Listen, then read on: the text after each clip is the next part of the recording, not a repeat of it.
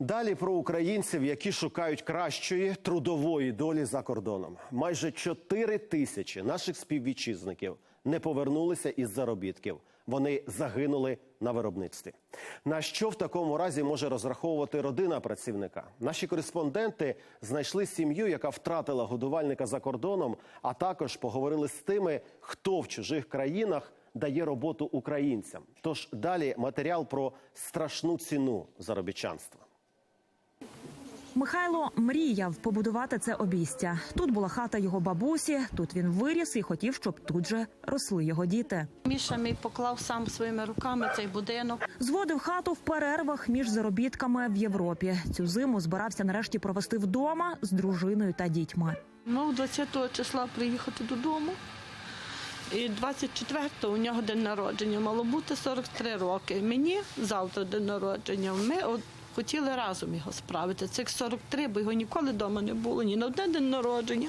Однак додому Михайло не приїхав. За кілька днів до від'їзду загинув на будівництві під час роботи в Бельгії. Я по-чесному не годна йти до хати. Ще не годна звикнути, що вже немає і вже не прийду вже більше додому. Щоб бодай якось оговтатись, Тетяна багато часу проводить з матір'ю свого покійного чоловіка, пані Ганною. Саме їй Тетяна телефонувала того трагічного дня, коли не отримала чергової звістки від чоловіка. Ще пси вили, мама каже, бо що це так пси виють, сусідські пси. Я кажу, я не знаю, вже так мені аж голова від цих псів болить. Ну і ми лише виключилися, і мама каже, я зараз дзвоню до Міші, Міша щось трубки не бере. За кілька годин сумну звістку сповістили колеги. Під Михайлом обвалилося арештування, і він впав із 7-метрової висоти. Потрапив до реанімації. Пані Ганна тоді теж була на заробітках в Італії. Звідти встигла першою прилетіти до Бельгії в лікарню до сина. Прийшла жіночка, яка володіла російською мовою. Вона сказала, що лікарі хочуть відключати апарати, що вони чекали на мене. І я почала кричати, що я не даю відключати апарати, бо я хочу, аби він ще трошки жив.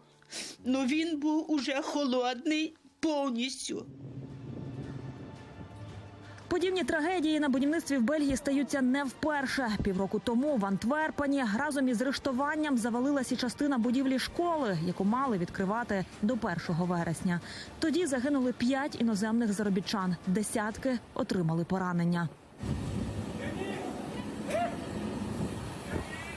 За цими красивими фасадами чимало смертельних історій. Щороку у Бельгії на будівельних майданчиках помирає від 50 до 100 осіб, і часто це саме іноземці.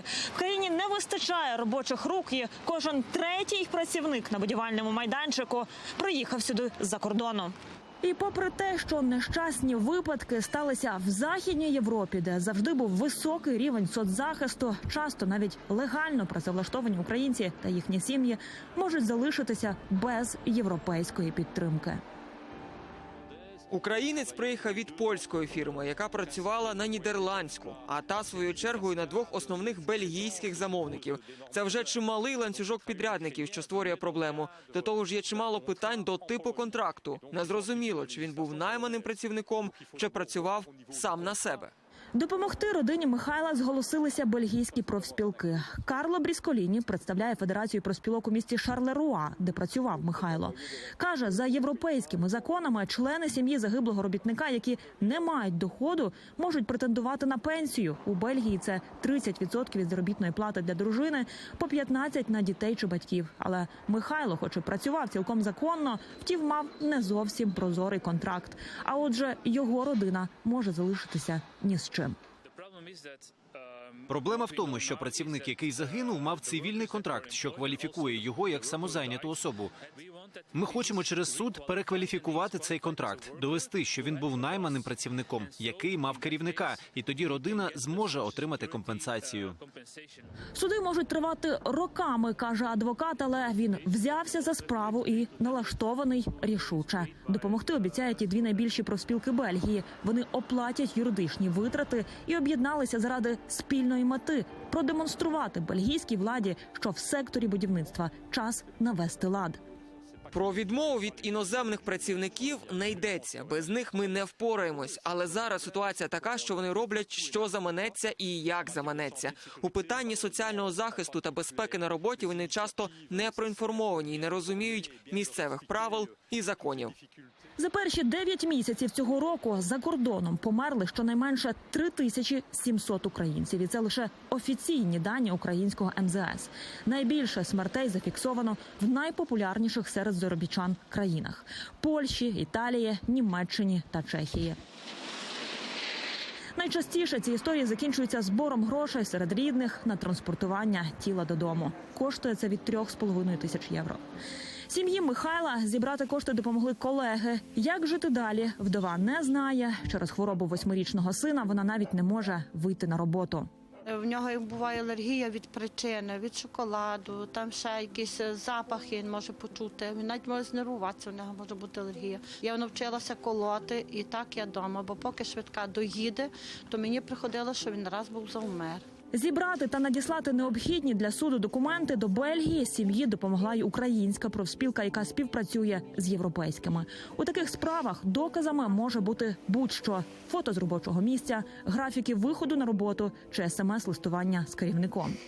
Навіть за відсутності будь-яких документів, якщо людина постраждала або бачить, що вона постраждає найближчим часом, можна ситуацію довести до того, що права людини будуть захищені, принаймні частково. Головне, аби родичі робітників боролися за справедливість, звертались до профспілок. Інакше смертельні інциденти можуть залишитися без належного розслідування. Наша профспілка будівельників України веде також на своєму сайті ресурс допомоги українським будівельникам за кордоном, де ви можете відкрити майже всі 27 країн Європейського Союзу і знайти контакти профспілок, які вас там в будь-якому випадку, за нещасних випадків, приймуть і проконсультують. Попри те, вдасться домогтися компенсації чи ні, сім'ї Михайла важливо з'ясувати, що саме сталося і хто в цьому винен.